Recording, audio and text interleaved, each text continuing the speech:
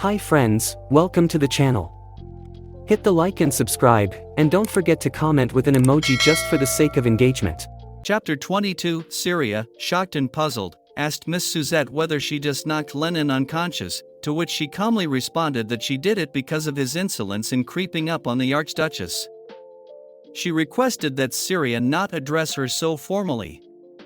Seeing her reaction, Syria told herself that she was very fearsome. Syria answered that she was all right, but putting her sword back, Suzette stated that she had been attempting to correct Lennon's bad habits for quite some time, and requested she please overlook this one offense. Syria realized that something about her reminded her of Abigail, just like a ferocious dragon. If anything, she looked a lot tougher than Abigail. Gaining her attention, Suzette asked her if she would like to take a look around the cellars, as there was no part of the estate that was off limits to her, being the Archduchess. The Duke had also given his consent, so she was most welcome to join her if she would like. Seizing the opportunity to be able to investigate the cellar, Syria and Suzette ventured down to the cellar, and she could smell some sort of weird incense being burned. Upon looking through the door of the cell, she saw three hooded men in the middle of a circle lit by fire, doing some enchantments. Upon a closer look, she realized that the herbs that they were burning were known as insignia herbs. To most people, they were nothing but weeds, but for those with divine power, they acted like a sleeping draft. Even if she did not consider herself, Rush, the master of the manor, was the head of one of the 17 great houses known for their divine power, and she was furious about their reasoning for burning those insignia herbs in the presence of them. Suddenly, all the sorcerers spun around as she was entering the cellar and addressed her. With a fearless look and demeanor on her face, she went near them and told them that the Archduke was on the premises and they should know better than to burn those herbs there. One of the sorcerers addressed her as Gensha and told her that, according to their understanding, Duke had been away from the manor for some time, so they didn't see any issues. Besides, it was a vital part of their efforts to dispel this ominous darkness. Upon looking around the room, Syria noticed the emerald sea chest. Suddenly, one of the three men asked her who exactly she was. When she didn't reply, they asked again, being persistent this time, but the questions were cut short when Syria, with authority in her voice, answered that they knew perfectly well who she was. How dare they demand answers from her so eloquently? In actuality, she nearly jumped out of her skin because she was very scared. Mimicking the original Syria helped her deal with the situation. When she tried to go near the chest, one of the shamans blocked her way with his hand. Suzette pulled out her sword and put it along his shoulder, asking if he was mad that he dared to obstruct her ladyship. The sorcerer let Syria pass and asked Suzette to lower her sword. Syria, upon reaching the chest, touched it, and golden wisps of light emanated from her hands. She realized that she had been right all along, as her powers were not strong enough. She wondered if it was because she was not Lena. Being concerned, the mages told Syria that if she interfered with their incantations for much longer, then there would be some problem, but Syria had just finished with what she wanted to do and asked Suzette to leave. While leaving, she realized that the emerald sea chest was the source of all this and was again wondering what she should do. Later in the evening, the Duke and Syria could be seen sitting together in a room, enjoying tea. Syria handed the laurel tree branch to the Duke, asking him to have it. As he went out and checked for monsters every day, the Duke replied that it was hardly necessary with a stern here at his side. Syria told him that it was impossible for her to grab hold of the Duke and purify him the way she did Lennon, as he was her husband, to which the Duke remarked that she was very odd. Logically speaking, he should be the one she should be more comfortable embracing, as he was her husband after all. I am laughing out loud here while I am narrating. Syria asked whether he wanted her to embrace him. She asked him if it would be fine somewhere other than his bed. Perhaps he wanted to do it in the hall, and should they go there now? Rush questioned why she particularly mentioned the hall and called her naive. Syria blushed upon hearing those remarks from the Duke's mouth. Shifting their attention, she mentioned that she went down to the cellars today, to which the Duke asked whether she met the sorcerers. Syria stated that they were being imprudent, but Suzette put a stop to it. The Duke teasingly asked whether that meant she didn't handle the situation on her own, which made Syria blush. Upon seeing a crocheted flower on the table, Duke asked what it was, to which Syria answered that Suzette crocheted it for her and the milk was from Marta. She thought to herself that none of these characters were ever mentioned in the story, not even Marta, and questioned whether it meant that they were all going to disappear with the manor. Much like the original Syria, she could not claim to always be kind or good-natured, but one thing was for certain, she didn't want these people to die. Contemplating herself, she wondered whether it would be horrible for her to keep silent when she already knew how to fix the situation. With determination on her mind, she informed the Duke that she had been spending some time looking around and believed that she had found the way to purify the manor. This revelation shocked the Duke. Chapter 23. Shocked by the revelation, the Duke asked whether she really did have the solution. Syria revealed that she was convinced that Saint Lena had the ability to cleanse this place and that, in the end, it was she who was going to bring Rush and Lena together.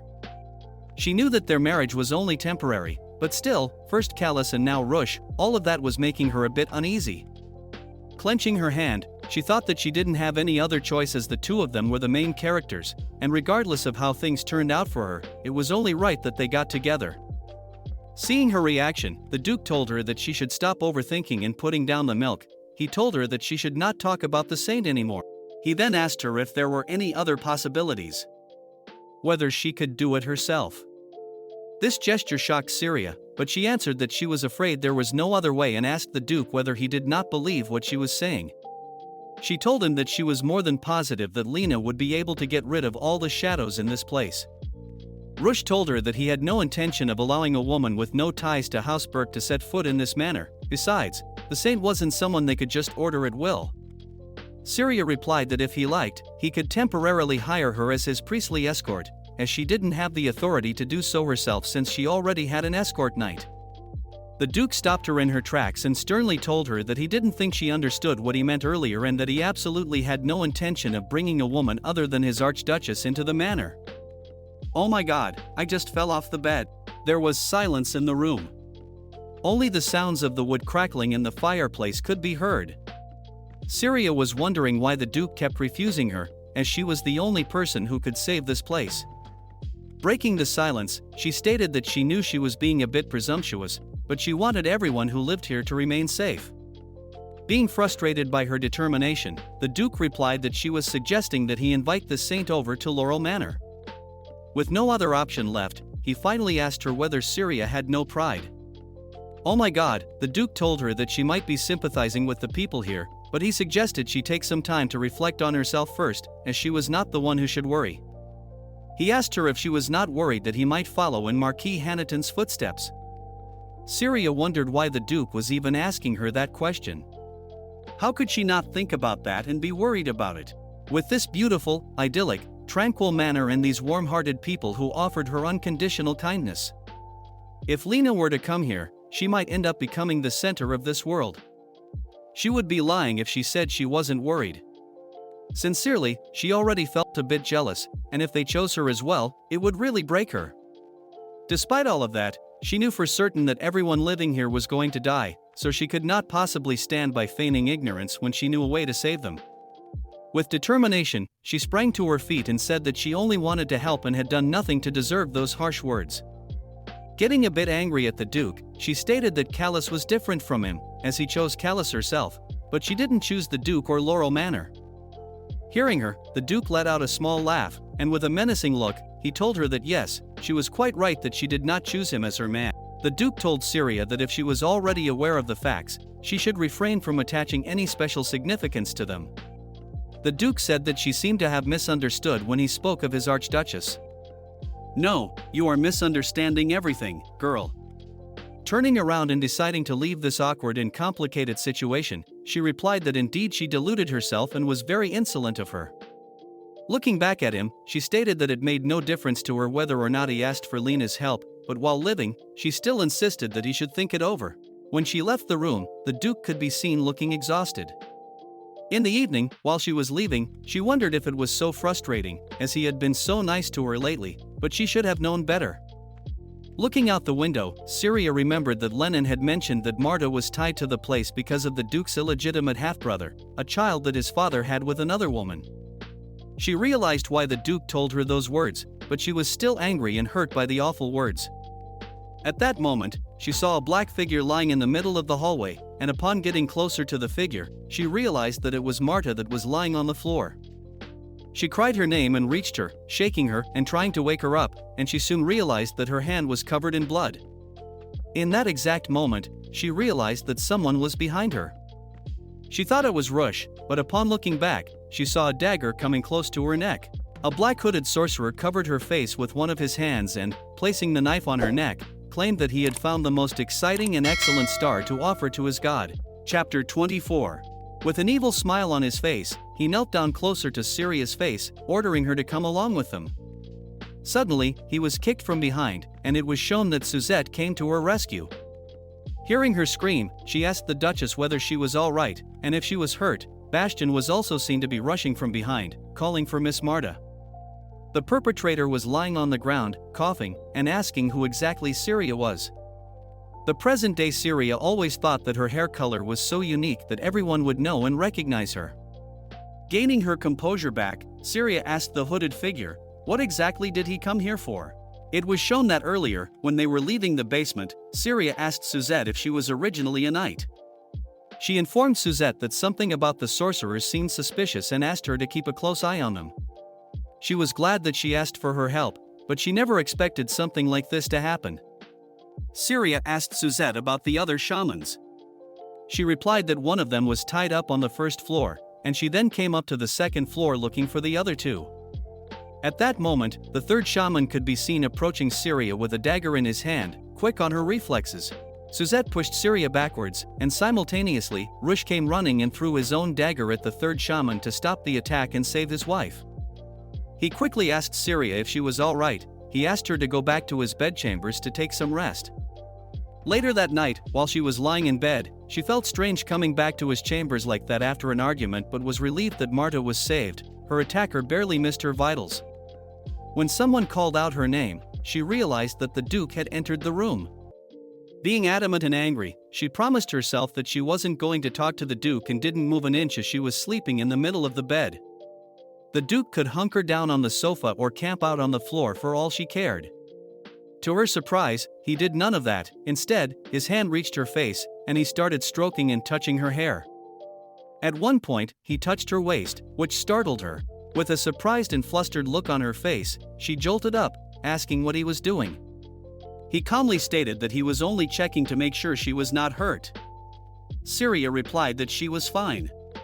The Duke said that he understood that Syria told Suzette that she had a suspicion of the shamans. He stated that she could have seriously injured herself had the dagger not missed her. Was she aware of how much danger she put herself in? How could she be so reckless? Syria replied that they would have never dared to harm her, as they knew very well that she was a stern. She acknowledged that nothing would have happened that would have caused trouble for the Duke. Hearing her answers, Rush was frustrated. Addressing her by her full title, he told her that she knew very well that he did not mean it like that. The Duke asked why she didn't share her concerns about the shamans with him. Syria answered that she could not. How could she possibly say something to the person who brought up the dissolution of her engagement simply to ridicule her? The Duke was curious as to what she was saying.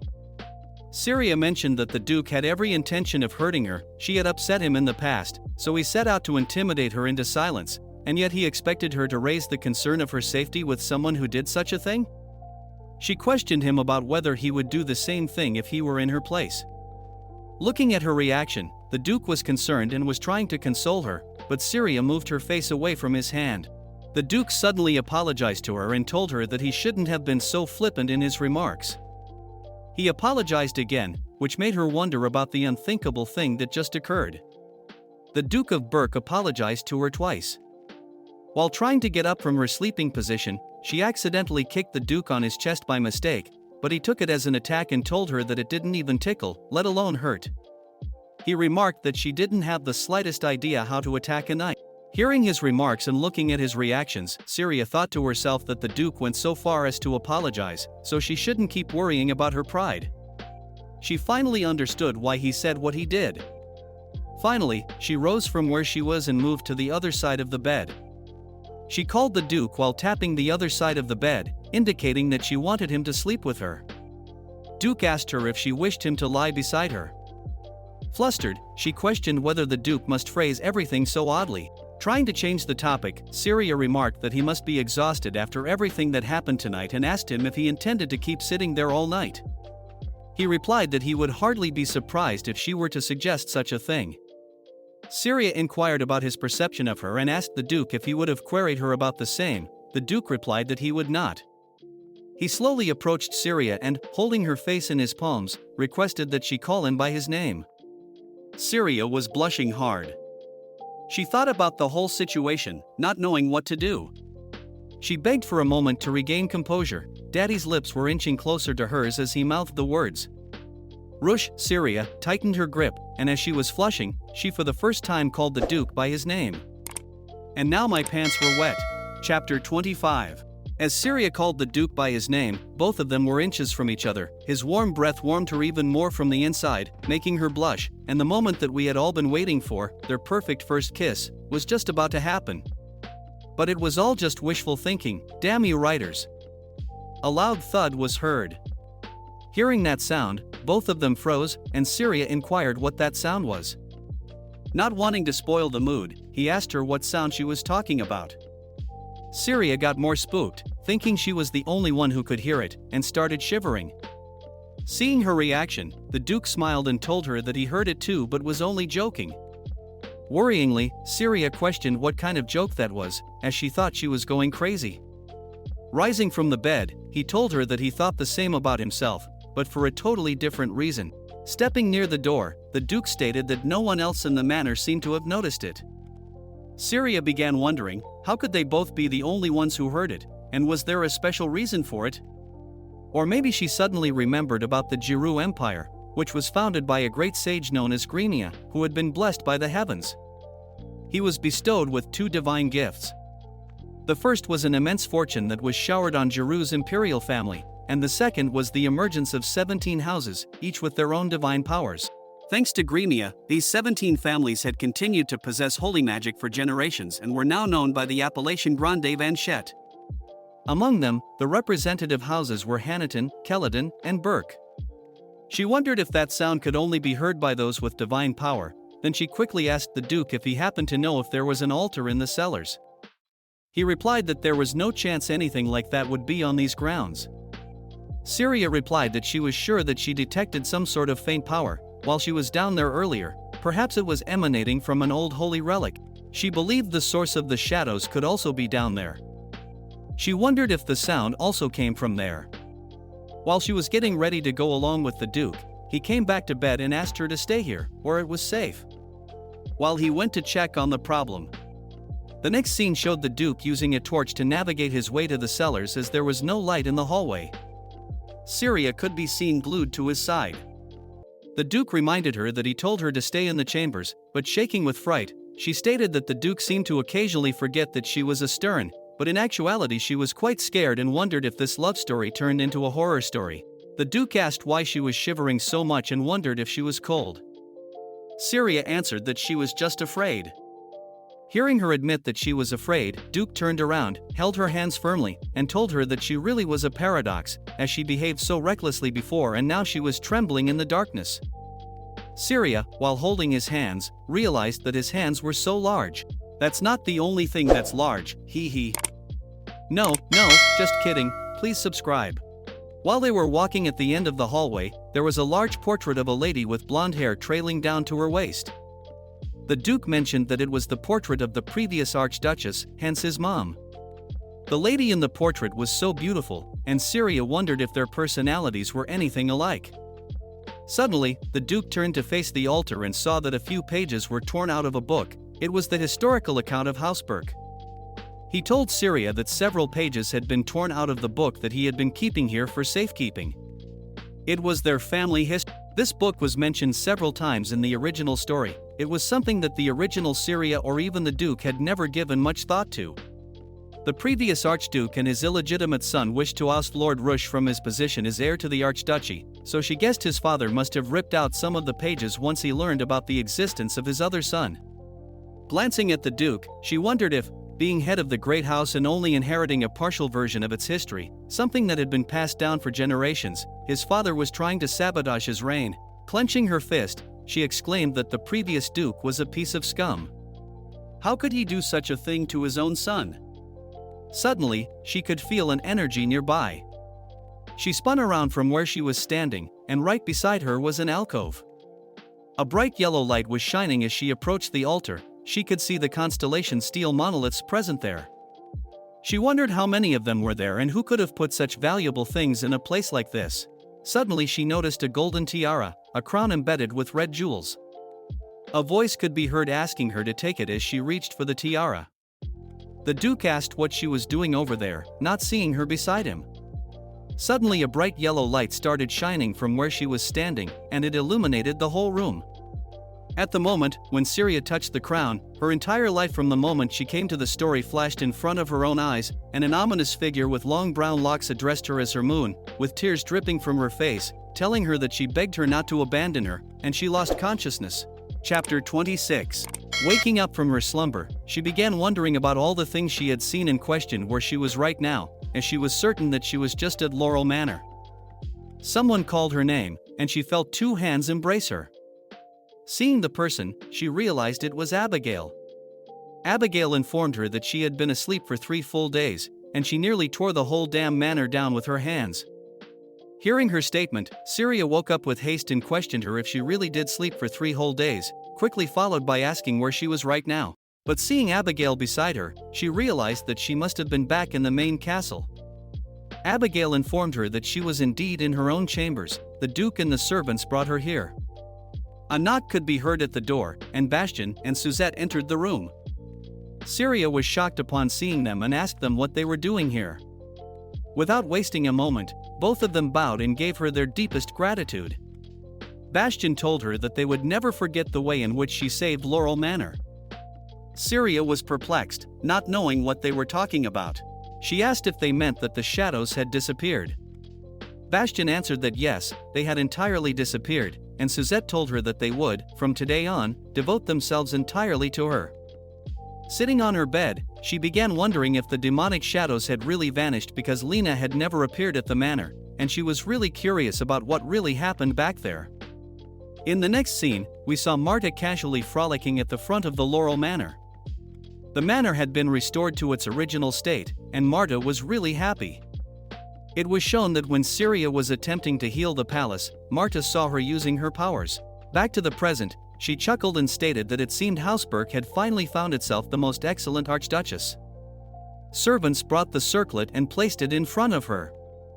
Syria realized that after touching that circlet, she collapsed. In the story, the circlet ended up in the hands of Syria's older brother, Nissus. After a fierce struggle between several of the minor male characters, her brother gave it to Lena, who liked it so much that she wore it everywhere she went. That bitch, Syria, wanted to know what it was doing at the Laurel Manor in the first place. She thought her brother was supposed to buy it from an auction house. Seeing her thinking so intently, Suzette asked if something was bothering her.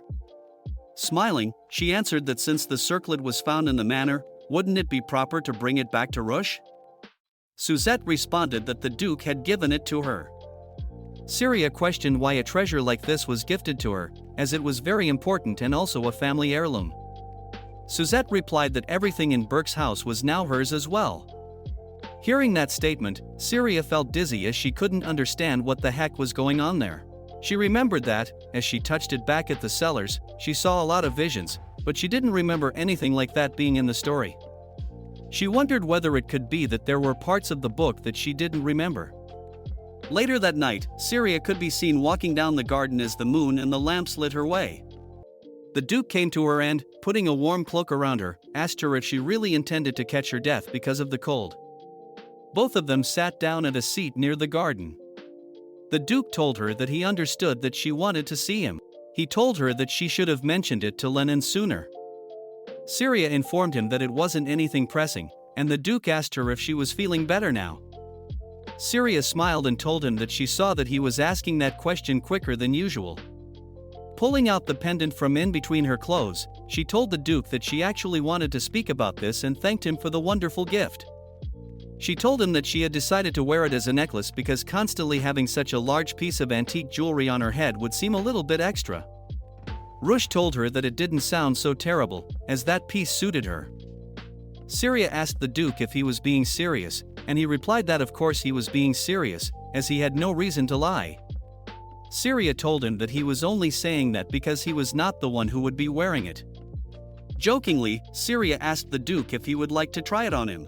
The Duke replied that he could only if she put it on him herself, with a chuckle.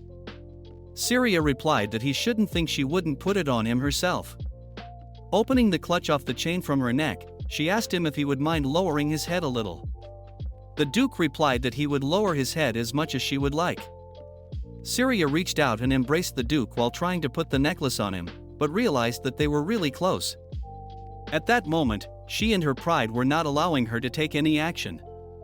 The Duke, leaning a bit more forward, calmly told Syria that he was very thankful to her for saving the Laurel Manor and told her that he was forever in her debt. Come on, all I wanted was for them to kiss a little bit. What was wrong with the writer? I am so mad right now. Chapter 27. Hearing the Duke thank her and tell her that he would be forever in her debt made Syria blush. She couldn't control herself, but not wanting to do anything unnecessary, she quickly retracted from her position and told him that the circlet did not really suit him. She suggested that she just continue to wear it herself. Seeing her nervous behavior, Rush chuckled and told her that she could do as she wished. Touching the circlet or the necklace now, Syria asked the Duke if he was aware of the pendant possessing divine power. He told her that it looked like a holy relic, but those things were hardly uncommon. Syria informed the Duke that this pendant held significantly more power than a common relic. He nodded his head and said it explained her happy expression earlier, but with a serious tone in her voice. Syria asked if he had any idea how precious and powerful something like this was, and he should be demanding that she return it at once. Rush took the pendant from her, gently kissed it, and told her that he did not have the habit of taking back gifts, and besides, it looked far better on her. All of that sweet talking was making Syria very uncomfortable, and she flinched. Springing up from where she was sitting, she took the necklace and informed the Duke that she would resume her inspection of the glacier next week. Jokingly, Rush asked if she was trying to monopolize all of his retainers' goodwill. Syria, looking at him, smirked and told him that it didn't sound so terrible, as she would much prefer when people didn't despise her. She casually asked the Duke if he felt the same way. Listening to that statement, the Duke replied that she had without a doubt changed so utterly and completely that it felt strange. Syria did not understand what the Duke meant, but he quickly changed the topic and asked her to head back indoors. The next morning, Syria could be heard asking to see if the prisoners were in the process of being tortured. She told the Duke that it seemed that those shamans had a specific goal in mind when they came to the manor. Reaching the cell, she looked into it and saw that they were in much better shape than she was expecting. Lennon quickly interjected by saying Burke's interrogation methods were not nearly as merciless as she seemed to believe. Approaching the cell, Syria questioned one of the shamans by showing the pendant and asking if that was what they were after.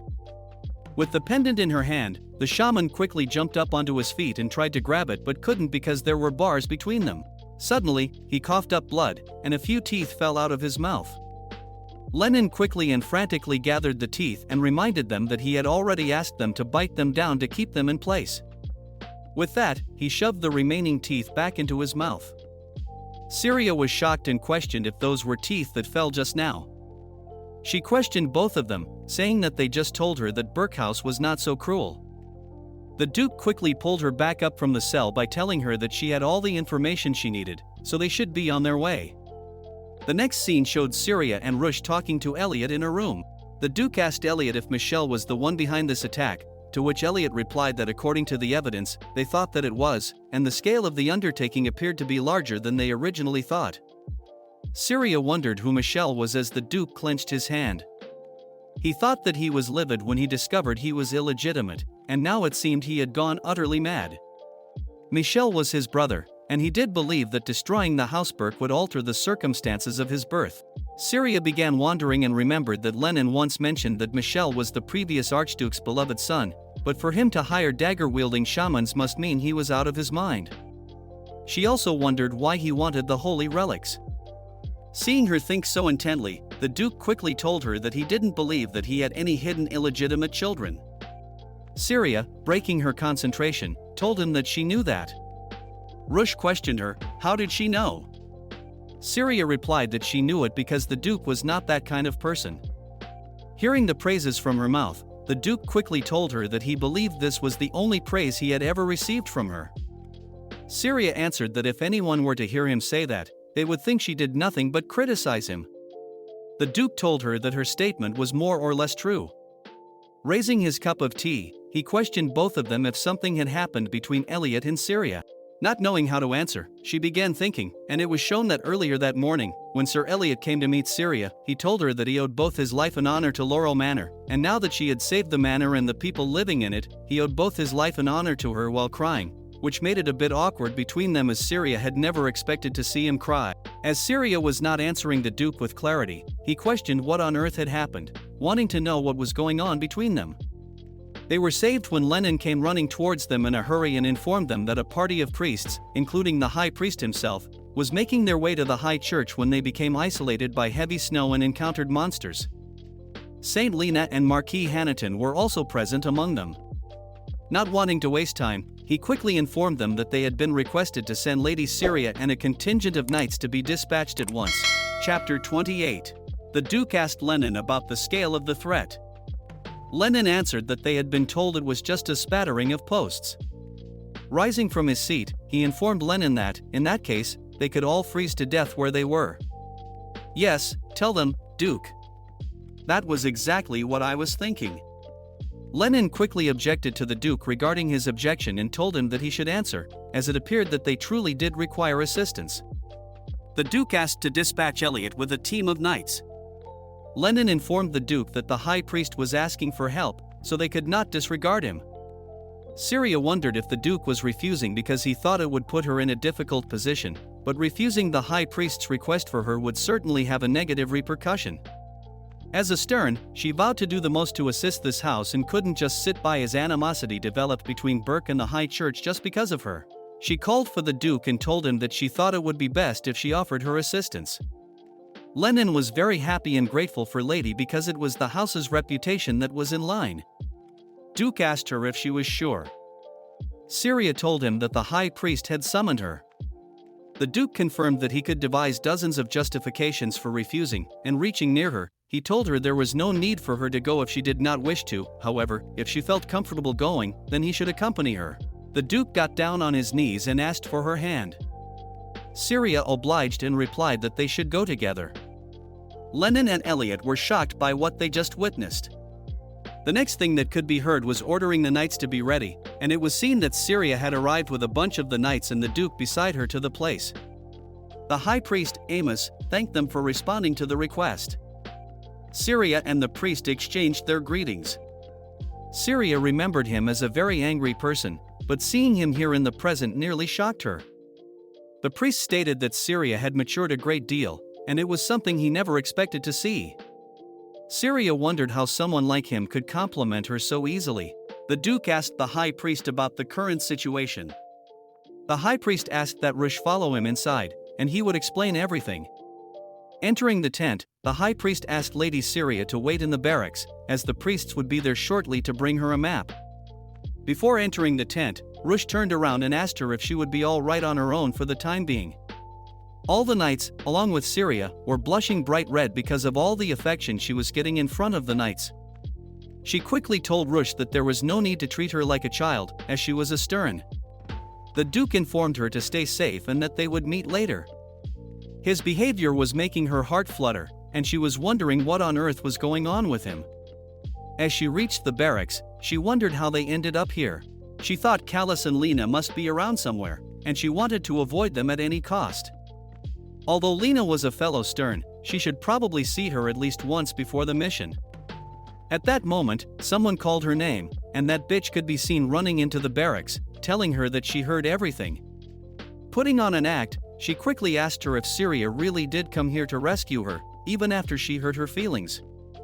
Syria wondered what on earth she was talking about, and Lena stated that she honestly had no idea how terrified she was. Rising from where she was sitting, Syria quickly responded that she came here as a stern in response to a request for help. The high priest himself was here after all, and given the situation, they had no choice but to come. Lena was about to say something but stopped mid-sentence as she noticed the necklace.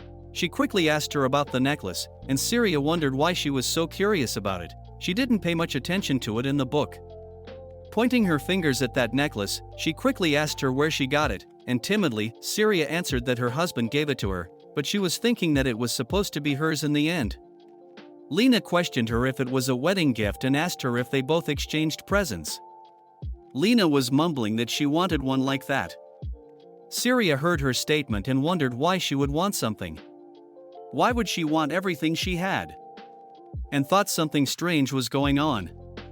She quickly realized something and looked up at Syria and, with a smirk on her face, asked her if she would be returning it once the two of them were divorced. I really hated this person.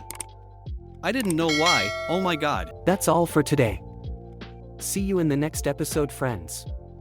Until then, keep reading manga.